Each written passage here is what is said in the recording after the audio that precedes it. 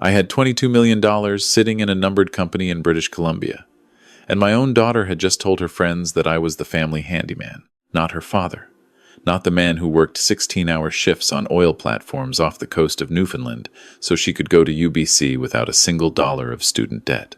Not the engineer who spent 11 years developing a water filtration patent that now runs through municipal systems in 7 provinces. Just the handyman. The old man who smelled like sawdust and couldn't afford the dress code. It was her engagement party. The kind of evening that costs more than most people make in a year, held in a private room at a restaurant in Yaletown that had a wait list and a wine list that read like a mortgage document. My daughter had been with her fiancé for 3 years. I had met him 4 times. Each time, he had looked at my calloused hands and made a quiet decision about who I was. I arrived wearing my best blazer. It was dark navy, bought off the rack at Simon's 7 years ago, clean and pressed but not remarkable. I had a better one. I had a closet full of better ones at my home in West Vancouver, hanging behind the door that nobody in my family had ever been invited through. But I needed to see them clearly. I needed to see what they looked like when they thought I had nothing. My daughter spotted me from across the room. Her smile lasted exactly 1 second before she steered me away from the main table with a hand on my elbow, moving me with the practiced efficiency of someone managing an inconvenience. She pointed me toward a small table near the window that overlooked the service entrance. It was not quite inside and not quite outside. It was the place you put someone when you needed them present but invisible. Before I could sit down, her fiancé's mother appeared at my elbow. She was a woman who wore her wealth the way some people wear armor, loudly and without mercy. She looked at my blazer. She looked at my shoes. She smiled the smile of someone who had already categorized me and moved on. My daughter appeared beside her, and I watched the calculation happen behind her eyes. She laughed softly and touched the woman's arm. She said I was basically the family handyman. She said I had helped build the deck on her old place in Burnaby. She said I was wonderful with my hands. She said it the way you talk about a loyal and slightly embarrassing dog. The woman smiled politely and drifted away. My daughter turned to me with an expression that was not quite apology and not quite explanation. She told me to enjoy the appetizers. She told me the prawn cocktail was amazing. Then she walked back to the center of the room where the light was better and the company was more useful. I sat down at my table near the service entrance. I ate the prawn cocktail. I watched my daughter laugh and glow and accept champagne from hands that had never done a day of physical labor. I watched her fiancé hold court at the head of the table, talking loudly about his restaurant group, 3 establishments across Metro Vancouver, all of them hemorrhaging money in ways he did not yet understand. I knew, because I had looked at the numbers. You cannot spend 40 years in industrial engineering and not know how to read a balance sheet. His flagship location on Granville Island had been running a 30% food cost for 18 months. His second location in Kitsilano had lost its head chef and was relying on a menu that no longer matched the neighborhood. His third, a wine bar in Gastown, was leased at a rate that made sense only in the fantasy of a market that had already corrected 6 months ago. He was not a businessman. He was a man who loved the idea of being a businessman. My daughter knew none of this. She knew he drove a Porsche Cayenne and wore a watch she had photographed for her social media, and that he talked about expansion the way other men talked about hockey, with a passion that had very little to do with actual understanding. When the evening ended, I paid for a cab back to the ferry terminal and stood in the salt air watching the lights of the city reflect off the water. I had not told them that the cab ride cost me nothing. I had not told them that my driver, Raymond, was waiting in a Lexus SUV 2 blocks away because I had arrived in it and left in it, and they had not noticed because they had never thought to look. I texted my lawyer from the dock. Her name was Margaret, and she had been managing my legal affairs for 18 years with the quiet precision of someone who understood that real wealth does not announce itself. I told her I needed to look at something. I told her I needed to know who held the debt on 3 restaurant properties in Vancouver. She told me she would have answers by morning. The answers were not surprising, but they were useful. The restaurants were financed through a patchwork of personal guarantees, a small business loan from one of the major banks, and a secondary line of credit from a private lending company that charged rates that should have been criminal and technically were not. My daughter's fiancé had signed his name to obligations that would have kept a reasonable person awake at night. He was sleeping fine because he believed the numbers would eventually cooperate if he simply kept moving forward with enough confidence. 3 weeks after the engagement party, they came to see me. Not at my real home. They came to the small house in East Vancouver that I had kept for 30 years. The one where I had raised my daughter after her mother left. The one with the peeling trim and the garden that I actually did tend myself because I found it peaceful and not because it was all I could afford. They came because they wanted something. And when people want something from a man they believe has very little, they find their way to wherever he is keeping it. My daughter sat across from me at the kitchen table where she had done her homework for 12 years. Her fiancé stood by the window with his arms crossed, looking at the neighborhood with the expression of a man tolerating a temporary inconvenience. She told me they had an opportunity. She said the word the way people say it when they mean they need money. She said a restaurant space had come available in Cole Harbor, a premium location, a ground floor of a new tower, the kind of address that would transform the whole operation into something serious. She said the landlord wanted first and last, and a deposit that came to $240,000. She said the banks were being difficult because of the existing debt load. She said they just needed a bridge, just something to get them through the next 60 days until the financing came through. I looked at my daughter. I looked at the man she was going to marry. I asked him how the Granville Island location was performing. He blinked. He said it was doing well. I asked him what his average weekly revenue was against his fixed costs. He said he didn't have those numbers in front of him. I told him that was a problem for a man asking someone to invest in his 4th location. His jaw tightened. He looked at my daughter with the look of a man who expected her to manage me. She reached across the table and put her hand on mine. She told me this was important to her. She told me this was their future. She told me that not everything in life could be reduced to a spreadsheet. She said she knew I didn't really understand the restaurant business, but she trusted him, and she needed me to trust her. I looked at her hand on mine. I thought about the photograph of her at 3 years old, sitting in a hard hat twice the size of her head on a job site in Fort McMurray, waiting for me to finish a shift so I could take her for pancakes. I thought about teaching her to drive in an empty parking lot in Richmond on a Saturday morning, both of us laughing when she reversed into a snowbank. I thought about all the quiet ways I had protected her without her ever knowing the protection was there. I told her no. I told her I would not be giving them money. I told her the numbers didn't support a 4th location and that the existing debt structure was a serious risk. I told her that if she wanted, I could sit down with her fiancé and go through the financials properly, and maybe together we could find a path that didn't end badly. Her fiancé pushed off the window. He told me, with a politeness that was thinner than paper, that he didn't need a retired tradesman reviewing his business plan. He said some people understood scale and vision, and some people understood how to fix leaky pipes. He said no offense. He meant every offense. My daughter did not correct him. She gathered her coat and her bag. At the door, she turned back and told me that she had hoped I would show up for her the way a father is supposed to. She said that Bishop, which was his name, had shown her what it looked like when someone actually believed in you. She pulled the door closed behind her. The sound was quiet and final. I stood in my kitchen for a long moment. Then I walked to the small room behind the utility closet that looked like a storage space and was actually where I kept a second telephone, a filing cabinet, and a direct line to Margaret. I told her I wanted to buy a debt. Margaret worked with the efficiency of someone who had been doing this long enough to never be surprised. She called me 4 days later and told me the secondary line of credit on my daughter's fiancé's restaurant group had been sold 3 times since origination and was currently sitting with a receivables management company in Calgary that was delighted to offload it to a numbered BC corporation at 63 cents on the dollar.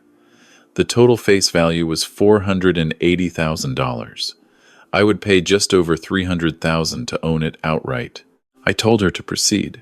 She paused for exactly 1 second, which for Margaret was the equivalent of a lengthy emotional response. She asked me what the first call default provision looked like. I told her I already knew. 2 missed payments triggered full acceleration. They had missed 1. I told her to watch the account and call me when the second one came through. Then I went back to my garden and planted the autumn garlic because it was the right time of year and some things do not wait for drama to resolve itself. The second missed payment came 6 weeks later. By then, I had learned other things. I had a contact in the commercial real estate community who told me that Bishop had quietly approached 2 private investors about the Cole Harbor space. He had shown them projections that bore no relationship to the actual performance of his existing locations. He had used my daughter's last name in his pitch materials, implying a family backing that did not exist and that he had no permission to imply.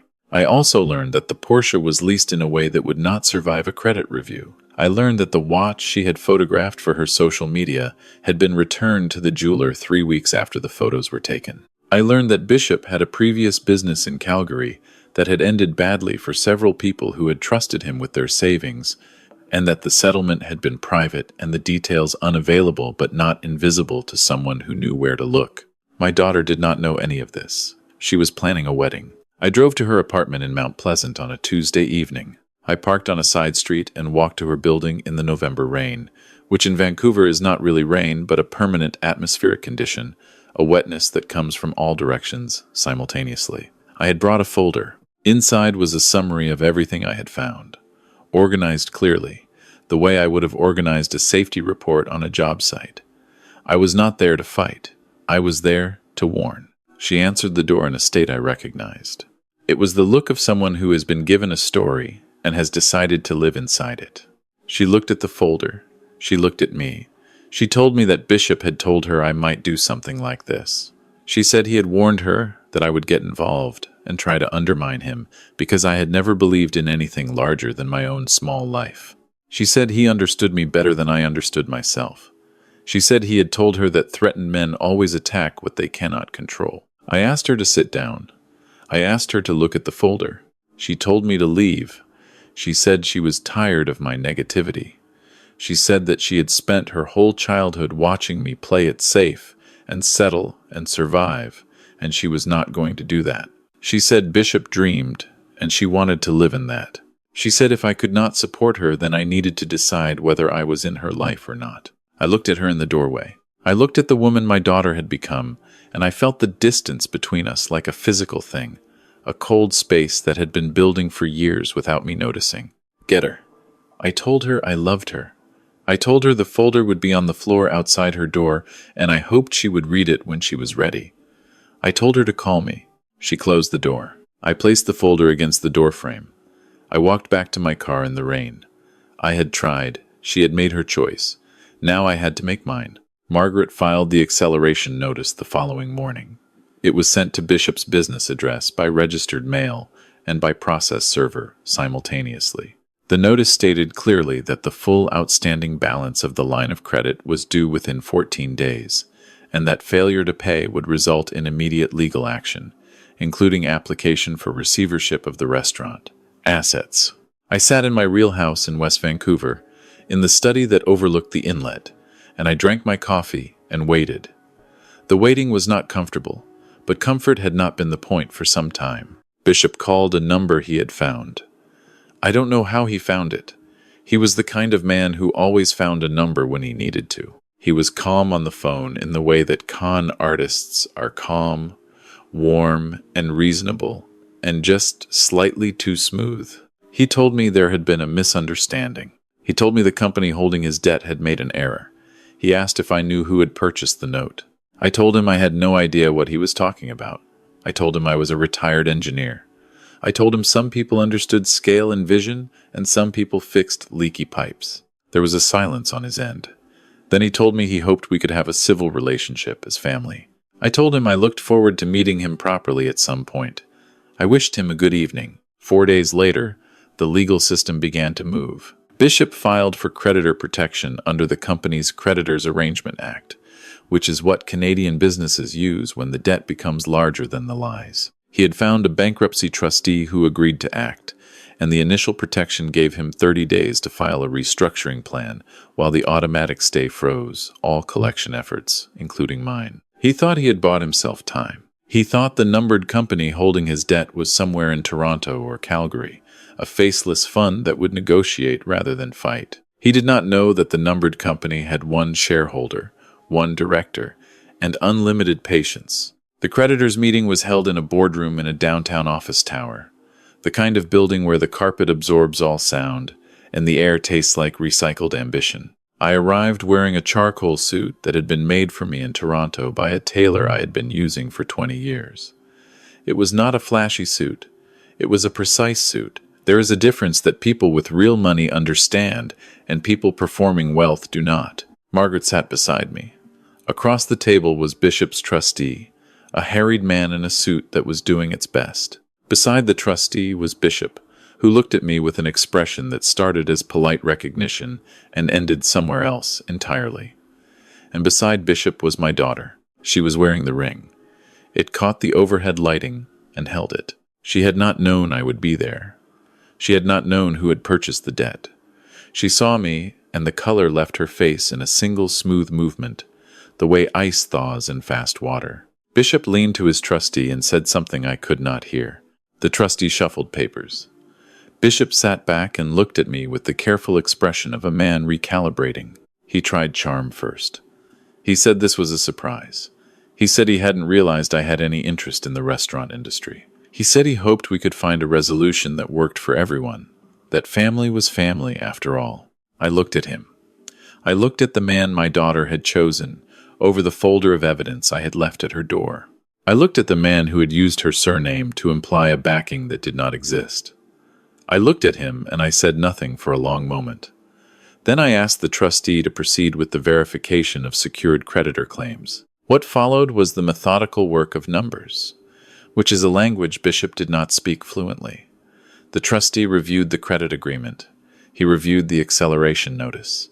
He reviewed the payment history. He reviewed the default provisions. He confirmed that the numbered company, registered in BC and duly represented by Margaret, held a valid secured interest in all restaurant assets of Bishop's group. Bishop's trustee proposed a restructuring plan. It involved new financing that did not exist yet, revenue projections that assumed a market that had already left, and a timeline that required every assumption to cooperate simultaneously. It was a document that described a future that was not going to happen. Margaret placed a single sheet of paper on the table. It was the actual revenue data from the 3 locations for the past 18 months, obtained through the discovery process with the original lender before the note was sold. She walked through the numbers the way a surgeon walks through an X-ray, pointing at each fracture calmly and without drama.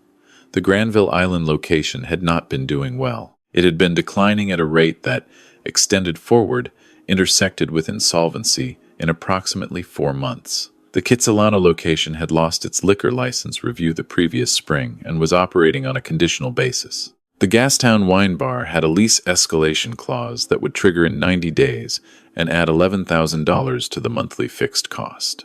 The trustee looked at his client. Bishop looked at the table. My daughter looked at me. I had not looked at her since I sat down. I looked at her now. I did not look at her with triumph. I looked at her the way you look at someone standing in a place you can see is about to give way, and you are close enough to see it but not close enough to stop it. Bishop found his voice. He said the numbers were selective. He said there were factors not captured in the raw data.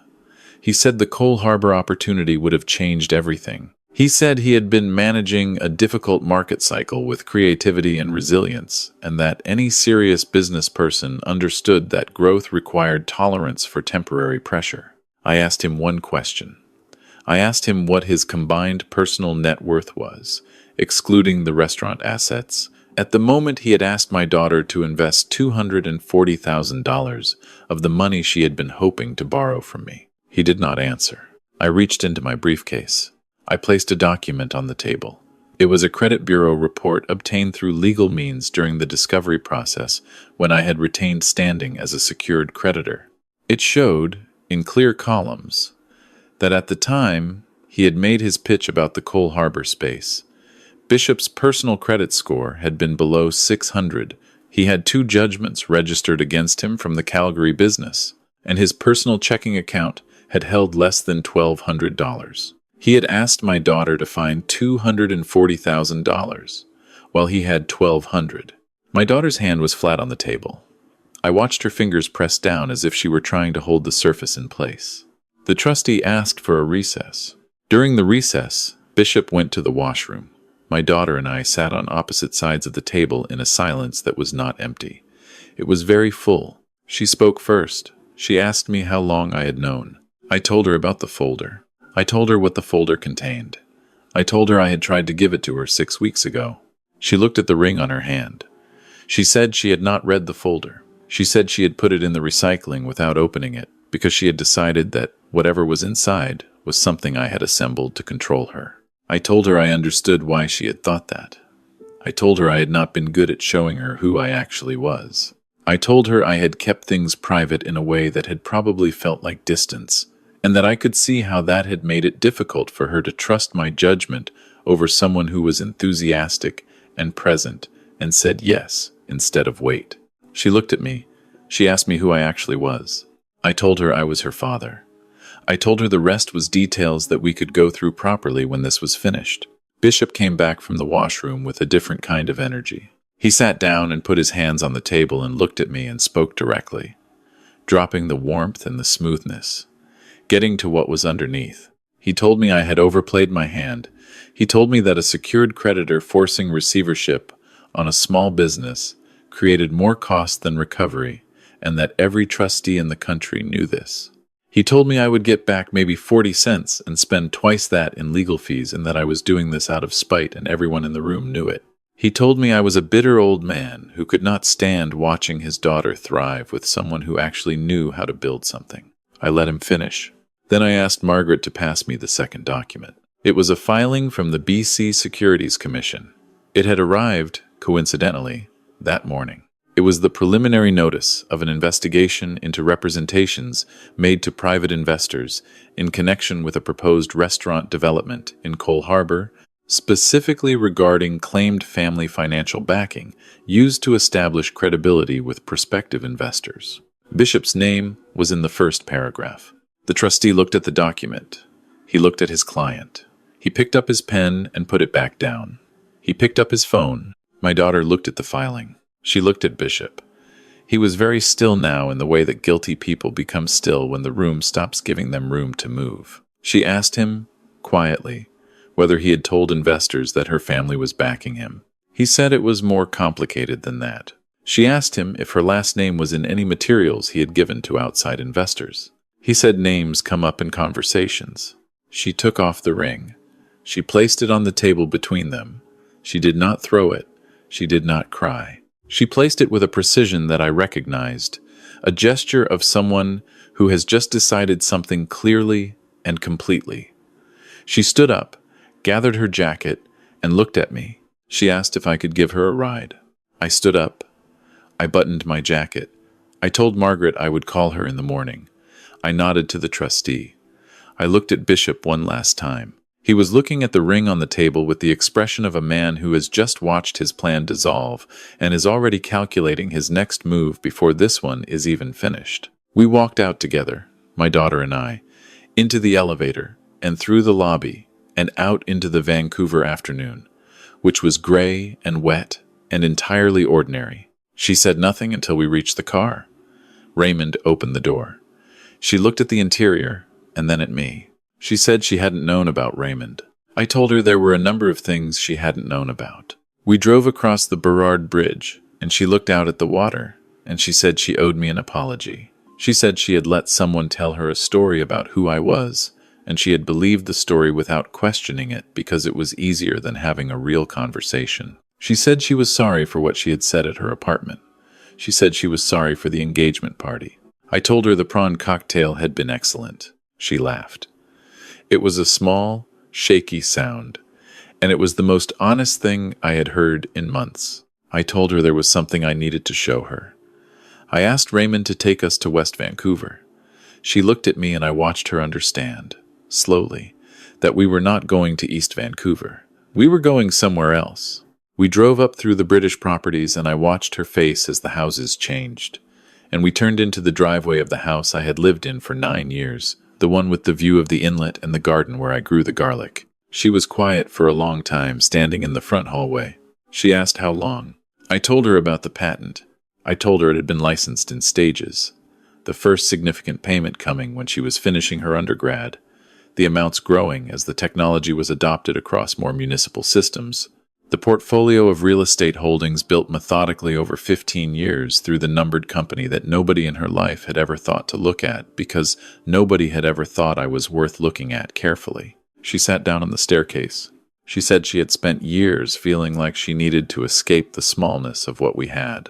She said she had looked at the East Vancouver house and seen limitation, and she had been ashamed of herself for seeing it that way, but she had seen it anyway, and she had run toward anyone who seemed to offer something larger. I sat down beside her on the staircase. I told her I understood. I told her that was partly my fault. I told her that privacy had been so automatic for me after decades of working in environments where showing what you had made you a target that I had never stopped to consider what it looked like from the outside. I told her it must have looked like there was nothing there. She said it had. She said she was sorry. I told her we had time to fix it. The Securities Commission investigation moved forward over the following months, with the particular patience of regulatory bodies that do not need to rush, because the evidence is already assembled. The RCMP Commercial Crime Unit became involved in late winter. By spring, Bishop was facing charges that included fraud over $5,000 and misrepresentation to investors, the kind of charges that do not resolve quickly and do not resolve quietly. The restaurant group was placed in receivership. The assets were sold. The Cole Harbor project had never existed anywhere except in a PowerPoint, and the imaginations of the people who had trusted him. My daughter testified in the civil proceedings.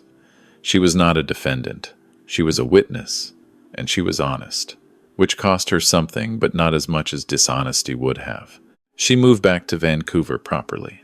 We began to have dinners on Sunday, at my house in West Vancouver, with the inlet view and the garlic from the garden.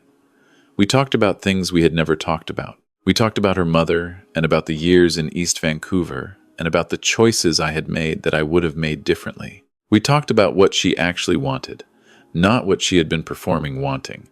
And it turned out to be something quieter and more specific than she had expected from herself. She enrolled in a graduate program in environmental science. She was interested in water systems, which I found amusing, and which she pretended not to find amusing, and which we both found meaningful in a way we didn't discuss directly, because we are both people who communicate better around the edges of things than straight through them. One evening in late autumn, she asked me something she had been holding for months. She asked if I had bought the debt to punish Bishop or to protect her. I thought about it honestly. I told her both, at the start. I told her that by the time the creditors' meeting happened, it was only the second. She nodded. She said she thought so. She asked if I would have let the receivership happen even if it hurt her. I told her that letting the thing collapse was the only way to stop it from collapsing later and worse. I told her that sometimes a father's job is not to prevent the fall, but to make sure the fall happens while you are still close enough to catch them. She looked at the water for a long time. She said that was either very wise or very cold. I told her in my experience those two things spend a lot of time in the same room. She refilled my coffee. We watched a tanker move slowly across the inlet in the dark, its running lights tracing a line through the black water. She sat beside me, and I thought about all the years of distance, the careful privacy that had looked like smallness, the silence that had looked like nothing when there had actually been a great deal underneath it, running quietly in the dark the way water runs through the filtration systems I had spent a career designing, unseen, doing its work, always there. I learned something in that year that I had suspected for a long time but had not allowed myself to feel clearly. The wealth was never the point.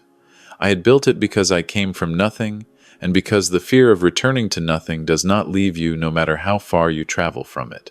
I had hidden it because I had seen what money did to people when they knew you had it, the way it changed their eyes, the way it replaced you with a number. But the hiding had cost me my daughter. Not permanently, not completely, but it had carved a space between us that someone else had moved into, and filling that space had required blowing it open first. Real protection, I understood finally, is not removing every obstacle from someone's path. It is staying close enough to the path that when the obstacle wins, you are there. If you are watching this, and you have people in your life who have decided who you are before they bothered to find out, know this. You cannot argue someone out of a story they have already decided to believe. You have to let the story end. And then, if you are lucky, and if they are honest, you can start telling each other the true one. If this reached you today, I hope something in it was useful. Leave a comment and tell me where you are watching from. And tell me honestly, would you have bought the debt?